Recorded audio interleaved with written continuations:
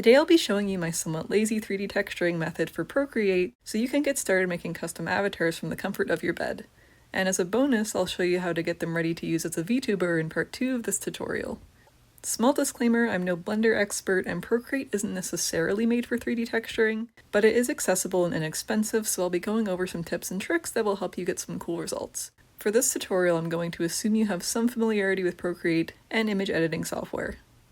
First things first, choose the avatar you'll be working with. I'll be using the Soap Dragon, but you can use whatever avatar you like. If you'd like to follow along and set up your avatar as a VTuber later, look for an avatar that includes face tracking. You can also make the visemes yourself, but we'll just be using something ready out of the box here. Next, open up your avatar.blend file in Blender. Save it as a new version. I like to add obj to the end of the name since this will be the file we use to export the obj. If your avatar has multiple extras or parts, turn on what you want to use and disable the rest that you're not using. Then select all of your avatar's geometry and go to Object, Join. Make sure you have everything still selected and go to File, Export OBJ. Check Include Selection Only. In Grouping, check on Material Group and make sure Materials is checked on. Now export this in a folder that makes sense for you. I'm calling this my dragon. Now go to the folder where you exported to. There should be two files, an MTL and an OBJ. You just want the OBJ and then move it into a drive that will be accessible on your iPad. Now to export the texture reference. Most avatars come with PSD files in a texture folder. Mine are in a folder called Texturing.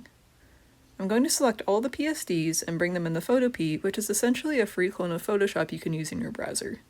For each of these, I'll save a PNG with just the paint guides turned on, and then a version with just the UVs, so we can use it to align our textures. You'll notice that I'm saving these textures at their default 4K resolution, but Procreate only lets you edit up to 2K. Keep this in mind as you're painting. Once you have all of your layers exported, add them to your drive and hop over to your iPad. Download your OBJ export and the PNG texture guide, and then open up Procreate. Import your OBJ into Procreate and it will look something like this. You can ignore this pop-up. In your layers, you'll see that every material has a layer with geometry that's using that specific material. If you go to Actions, Show 2D Texture, you can import the texture PNG into the canvas like so, and again with the UV map. I'm going to set the layer to multiply so the lines show clearly over the reference. I'm not very good at keeping my layers named, but it helps to rename them to keep everything tidy. Name the UV layer UV and the template Ref. Let's go back to our 3D view so we can see our layers on the model. You can change the opacity of the layers just like you would on a 2D drawing. Back in the 2D view, go to Actions, Canvas, Reference. This will open up a window with a preview of the 3D model. You can move the window as well as zoom and rotate around the model. It's especially helpful to paint in 2D and see your texture updates without swapping between the two modes. I'll continue importing the texture layers from my avatar, set the blending mode to multiply, and rename them just like we did before.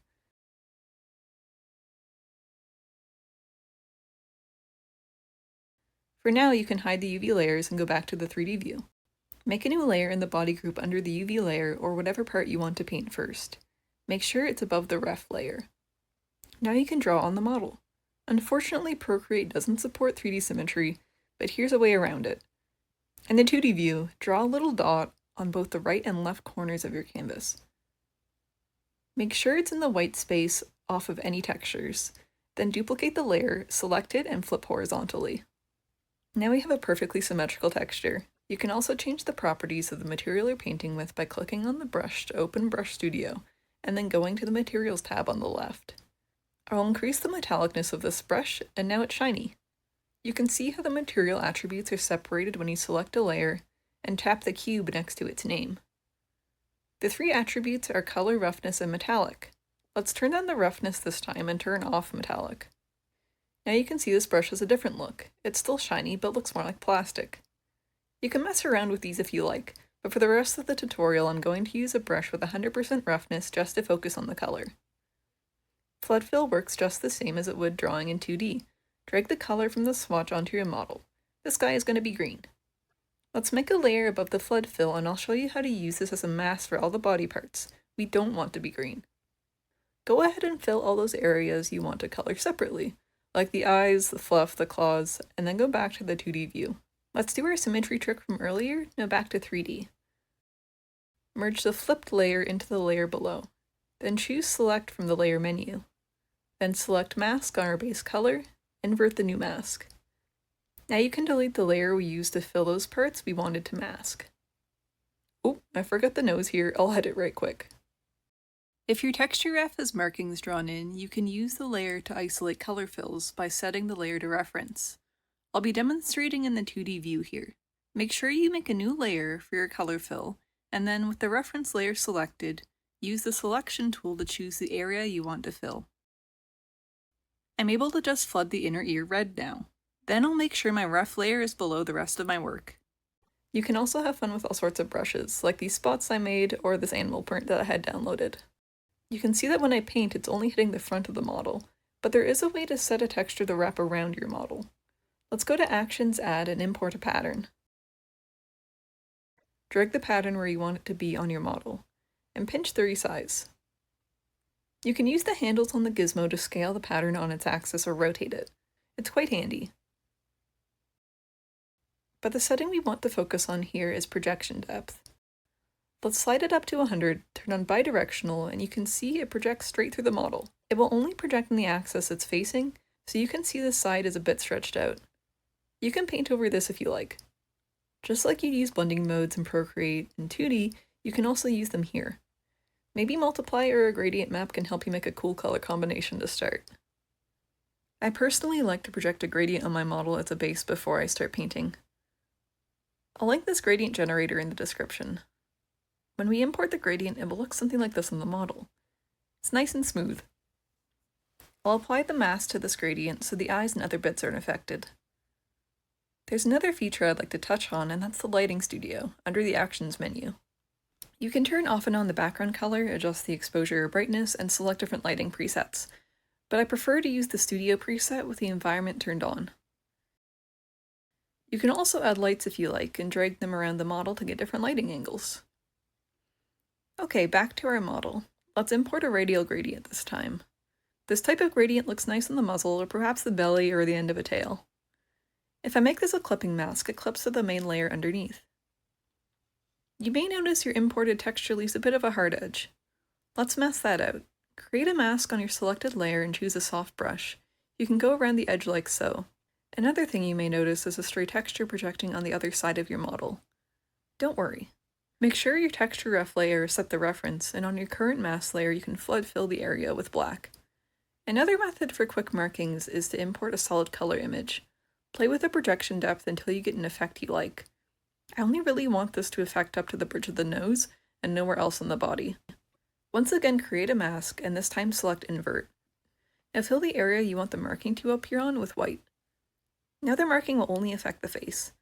If the projection left any gaps, you can paint those in too. Now I'm going to import a marking for the arm. Images might not always import where you want them, as you can see. In that case, drag over the marking and pinch to scale it how you like. Now I'll turn on the UV map to show you how we can use it as a guide for stripes, or band-like markings. I'll start painting a ring around the wrist here and then switch over to my 2D view. To make sure this marking follows the edge flow of my model and aligns correctly when wrapped around, I'll follow the UV line. Take your time here and then jump from 2D to 3D views if you need to make any corrections. Another way to achieve this is to project a solid color, thinly scaled into a band. You can turn up the projection depth and turn on bidirectional, and it'll project right through the model and around the wrist. 5 hours later. Now I went ahead and painted this guy using all of the techniques we've gone over so far, and with a little patience and creativity, you can get some pretty cool results. When you're happy with your textures, you're going to want to go to Actions, Share, and Export in OBJ. We're going to do this twice. The first time you're going to save to your iPad. The second time, export to a drive accessible back on your PC. Now this step is totally optional, but I always like to do an unlit texture check.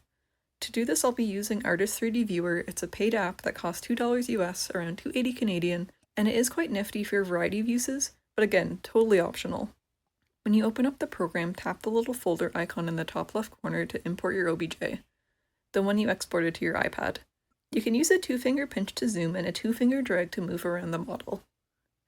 Tap the hamburger icon on the top right-hand side of the screen and you'll see the info panel. Let's import our first material by selecting from the texture dropdown and pressing the folder icon. The material you select might not be correct for that slot, so let's try selecting the texture again, and you can see it's showing properly now. Go ahead and import the rest of your textures until your model's looking like it should. On the top left-hand corner next to the import folder is the preference button. Now I'll turn off lighting and turn off the axis display. This lets you preview what your model will look like with an unlit toon shader, similar to ones you may use in VRChat or in vtuber software. It also helps me see any texture mistakes more clearly, and I've already found one. If you make mistakes, don't worry. Hop back over to Procreate and re-export that OBJ. It will re-export the new textures with it. That being said, I'm almost out of time for today, so I'm going to finish this texture up to show you guys in part 2. And if you want to know how to get your avatar ready for their VTuber debut, stay tuned. If you found this tutorial helpful in any way, consider giving it a like. I plan to make a few more videos like this and some more casual ones just to chat. If that sounds up your alley, or if you just happen to like orange dragons, consider subscribing. And if you made it to the end and you're watching this, I hope you have a lovely day.